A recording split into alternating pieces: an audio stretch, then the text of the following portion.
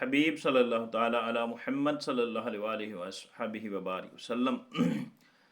حضور صلی اللہ علیہ وسلم نے فرمایا، جو مکہ مکرمہ میں ایک دن بیمار ہوتا ہے، اللہ پاک اس کے جسم کو جہنم کی آگ پر حرام فرما دیتا ہے۔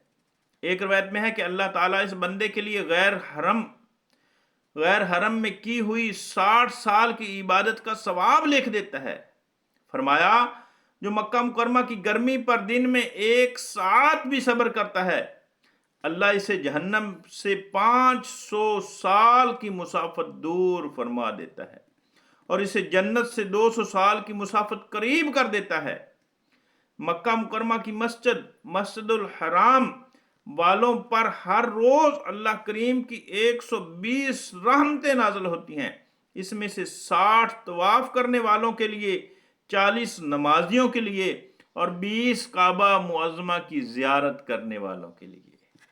حسن بصری نے فرمایا، مکہ مکرمہ میں ایک روزہ 1 لاکھ روزوں کے برابر، 1 درہم کا صدقہ 1 لاکھ درہم کے برابر، ہر نیکی 1 لاکھ نیکیوں کے برابر ہوگی۔ البتہ ثواب زیادہ ہونے کی 2 شرطیں ہیں: عمل خالص اللہ کی رضا کے لیے ہو اور رسول اللہ صلی اللہ علیہ وسلم کی اطاعت بھی شامل حال ہو۔ حضور نبی کریم صلی اللہ علیہ وسلم نے فرمایا، میری امت اس وقت تک خیریت سے رہے گی جب تک اس حرم کا احترام کرتی رہے گی، اور جب احترام کرنا چھوڑ دے گی تو ہلاکت و بربادی ہو جائے گی۔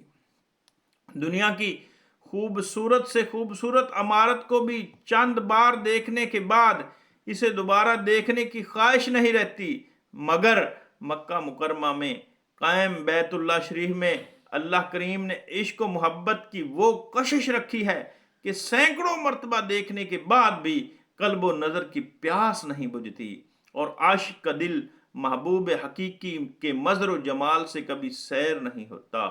دل وہیں رہ گیا جاں وہیں رہ گئی، دل وہیں رہ گیا جاں وہیں رہ گئی، خم اسی در پر اپنی جبیں رہ گئی۔